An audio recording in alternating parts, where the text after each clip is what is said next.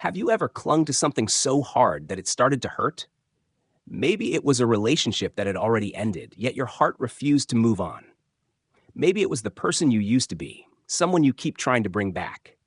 Or perhaps it's a dream, a job, or a feeling you're trying to control. But the tighter you hold it, the faster it slips through your fingers. If your hands are tired of gripping so tightly, if your heart feels drained from trying to control the uncontrollable, then this story is meant for you. Long ago, there was a man who spent most of his life chasing things that were never truly his.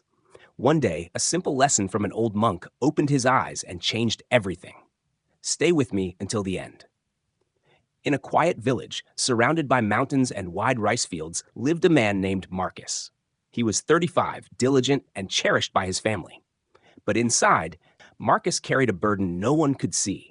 He believed everything in his life belonged to him: his body, his feelings, his thoughts, even the people he loved. And because he believed they were his, he thought he could control them. Every morning, Marcus would look into the mirror, carefully searching for any sign of aging. "My body belongs to me," he would whisper. "I must keep it young, strong, and perfect." When Marcus saw his wife feeling down, frustration quickly followed. "Why are you unhappy?" he would ask.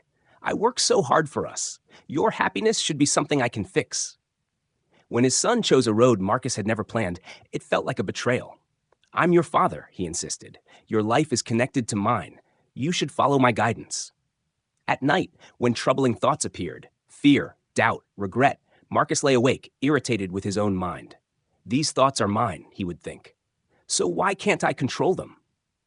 His mother often watched him quietly. She had known deep loss, yet there was a calmness about her. One day she said softly, "Marcus, you're trying to fight the river, and the river always wins." But Marcus didn't understand. He only knew one thing: hold on tighter. Then, within a single year, the life he tried to control began to fall apart.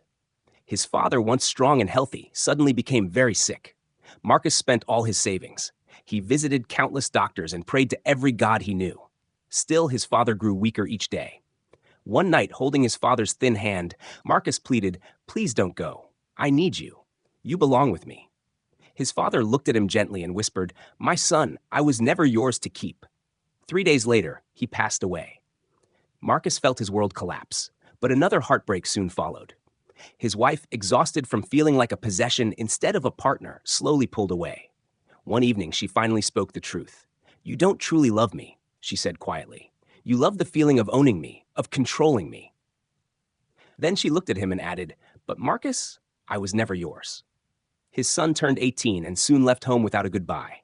Only a letter remained on the table. "Father, I can't live as a shadow of your dreams. I need to discover my own way." Then Marcus's own body began to change. The body he had tried so hard to protect. Nights without sleep, constant pain. Gray hair that dye could not hide. Lines on his face no cream could remove. One morning he stared into the mirror. The man looking back felt unfamiliar, older, worn out, and defeated. And for the first time, Marcus allowed the truth to surface. "I control nothing, and nothing truly belongs to me." Everything he tried to hold had slipped away. That day he left his house and walked with no clear direction. His feet carried him to the edge of the village where a small temple stood. Marcus had never been a spiritual man, but something about that place drew him in. When he reached the steps, he collapsed. Tears came pouring out, not quiet tears, but years of hidden sorrow finally released. An elderly monk sweeping the courtyard noticed him. The monk didn't ask questions. He simply sat beside Marcus and waited in silence. After a long while, Marcus finally spoke, his voice trembling. "I've lost everything: my father, my wife, my son, my health, even my peace. I tried so hard to keep them close, but they all slipped away. What did I do wrong?" The monk remained quiet for a moment. Then he slowly stood and motioned for Marcus to follow. They walked to the river behind the temple. The monk bent down, lifted a small handful of water, and held it gently in his open palm. Then he looked at Marcus and asked softly, "Tell me, does this water belong to me?" Marcus frowned, confused. "But the water is in your hand," the monk nodded. "Yes, but watch closely." He slowly closed his fist around the water. Drops slipped through his fingers and fell back into the river. When he opened his hand again, only a few drops remained. "When I try to grasp it, to make it mine, It escapes. Then the monk bent down once more. This time he gathered water with both palms, holding it gently, without squeezing. The water rested quietly in his hands. When I hold it softly, he said, without trying to own it, it stays for a while. And when it finally flows away, as all water must, there is no pain, because I never believed it belonged to me. The monk sat down on a smooth rock and invited Marcus to sit beside him. Marcus, he said calmly, your suffering does not come from losing your father, your family, or your youth. You suffer because you believed they were yours. Marcus shook his head. But they were part of my life. They were part of your experience, the monk replied gently. But experience is not the same as ownership. He reached down and picked up 5 small stones from the riverbank. These represent 5 things that shape human life, he said. Your body, your feelings, your perceptions, your thoughts, and your awareness. In Buddhism, they are called the 5 aggregates. They create the experience of being alive, but none of them truly belong to you. The monk lifted the first stone. Your body, is it really yours? Can you command it not to grow old, not to become sick, not to die? If it truly belonged to you, you would have complete control, but you don't.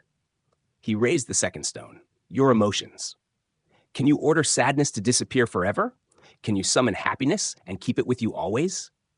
If feelings were yours to own, you could control them, but you can't. Then he lifted the third stone. Your thoughts. Right now, try something simple. Stop thinking for just 1 full minute. Marcus tried to follow the instruction. For a few seconds, his mind was quiet. Then suddenly, thoughts returned, one after another. The monk nodded gently. You see, even your thoughts are not fully under your control. They rise and disappear like waves on the ocean. You don't create every thought. Most of the time, you simply observe them. He lifted the remaining stones. Your memories, your sense of who you are, your identity. All of these appear and disappear from moment to moment. Nothing remains forever. Nothing can truly be held. The monk then tossed all 5 stones back into the flowing river. He looked at Marcus calmly. So tell me, Marcus, if none of these things truly belong to you, then what are you? Marcus felt a strange emptiness. It was as if the ground beneath his beliefs had vanished. So, I have nothing, he whispered. Then I am nothing. The monk smiled warmly. No, my child, he said softly, you have everything. Because the moment you stop trying to own the river, you can finally learn to swim in it. When you stop claiming the sunset, you can simply enjoy its beauty. And when you stop trying to possess the people you love, you can finally love them freely. You suffer not because life changes, but because you fight against that change. The moment you truly understand that nothing, not your body, not your emotions, not your thoughts, not even the people you love, belongs to you. That is the moment real freedom begins. Marcus didn't change in a single night. Understanding can come quickly, but letting go of habits built over a lifetime takes patience. For the first month, Marcus visited the temple every morning. The monk asked him to sit beside the river and simply watch. Look at the water, the monk said. Don't try to stop it. Don't try to possess it. Just observe it flowing. At first, Marcus struggled. Even in meditation, he tried to control the process, trying to force himself to let go. But slowly, something became clear. Letting go cannot be forced. So he began with small moments. When regret appeared, I should have been a better father, he didn't fight the thought anymore. Instead, he practiced what the monk taught. This thought has appeared, he told himself. It is not me. I do not own it. Then he watched it fade away, and to his surprise, it passed more quickly than before. When pain appeared in his body, he no longer resented it. He simply whispered, "This pain is here for now, but it is not mine to command." And little by little, the suffering around the pain softened. 3 months later, his wife came to visit. She didn't return to live with him. She only wanted to talk. For the first time in his life, Marcus did something different. He listened. He didn't try to fix her feelings. He didn't try to control the moment. "I'm sorry," he said quietly. "I treated you like something I owned, instead of someone I loved," she cried. Marcus cried too. They didn't reunite that day, but a new kind of love began to appear, lighter and freer. 6 months later, a letter arrived from his son. His son was doing well. He was happy and discovering his own path. The old Marcus might have felt hurt or rejected, but this time, Marcus read the letter with tears of gratitude. He was never mine to shape, Marcus thought. He is living his own life. And that is beautiful. A year later, Marcus stood in front of the mirror again. The wrinkles were still there. The gray hair had not disappeared. But this time, he smiled. This body is changing, he said softly. It always has been. And one day it will stop. That is not suffering. That is simply the way life works. And for the first time in many years, Marcus felt peaceful inside his own skin. My friend, the story of Marcus is not just his story. It is your story. It is my story. It is the story of anyone who has tried to cling to things that cannot truly be held. Here is a simple truth. Your body does not belong to you. It is only a temporary shelter that grows older and one day returns to the earth. Your emotions are not possessions. They are like weather, appearing and disappearing like passing clouds. Your thoughts are not fully yours either. They arise suddenly, like flashes of lightning in the mind, and fade away just as quickly. Even the people you love are not yours to keep. They are travelers walking beside you for a while on the same road. You don't suffer because the body grows old. You suffer because you wish it would not. You don't suffer because sadness appears. You suffer because you think it shouldn't be there. You don't suffer because people leave. You suffer because you believe they belong to you. But the moment you loosen your grip, not in defeat, but in understanding, something powerful begins to change. When you stop claiming ownership of your body, you can care for it with kindness, without fearing its changes. When you stop trying to control every emotion, you can experience them fully without being overwhelmed. And when you love people without trying to possess them, you can treasure every moment without the constant fear of losing them. So here is a small practice for you. Try it for the next 7 days. Whenever something causes you pain, physical discomfort, a difficult feeling, a troubling thought, or even someone's actions, pause for a moment and ask yourself, am I suffering because of this situation? Or because I'm trying to control it? To keep it? To make it mine? Then quietly remind yourself, this does not belong to me. I cannot control it. And gently release your grip, not as an act of giving up, but as a moment of waking up. And if this message spoke to something deep inside you, share it with someone who might also be tired of holding on too tightly.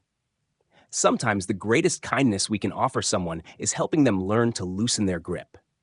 Remember this, the river keeps flowing, whether you try to claim it or not. The sunset slowly disappears, whether you reach for it or simply watch. Life will keep moving forward, whether your hands are tightly closed or gently open.